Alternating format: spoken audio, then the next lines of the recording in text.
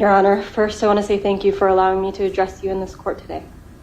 I am Mary, and I share a child with the victim, Dr. Todd Morgan.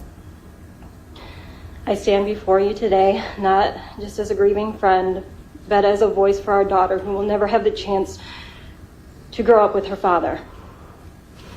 Dr. Morgan was an exceptional intellectual devoted to his students and colleagues. He recently received an award in 2024 for his significant contributions to research, but tragically he was not alive to accept it. His kindness and inspiration touched everyone around him, and the academic community has now lost a remarkable mentor. Todd was also a loving father. Since his murder, my daughter's life has been irrevocably altered.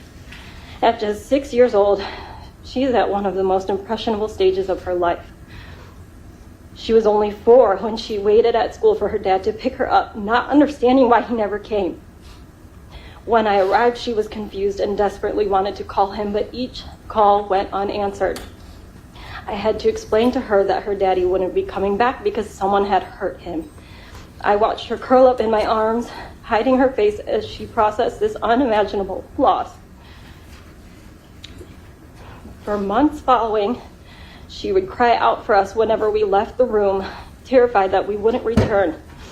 This fear of abandonment stemmed directly from the sudden absence of her father.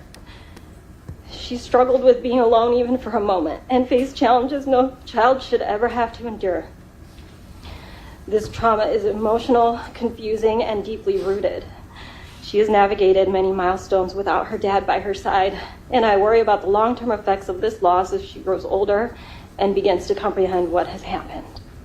Her friends have already started asking about her father's death, and I find myself at a loss for how to explain it to such young children. I've been taking her to therapy to provide her the support she needs to cope with life without her dad. But no amount of therapy can fill the void that he unwillingly left behind. The impact of this loss lingers in our daily lives. I ask the court to consider the profound effects this crime has had on us. Dr. Todd Morgan was more than a victim. He was a beloved father, friend, and educator. His legacy deserves to be honored, and I hope that justice will be served not only for him, but for his children, who deserve to grow up in a world that remembers their father with love and respect. Now, Your Honor, if you will allow it, I would like to address the guilty party. You may.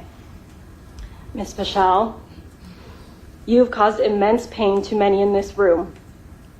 That pain exists because Todd was so deeply loved. We are all deeply loved. Despite our suffering, I find myself feeling sorry for you. You do not know love.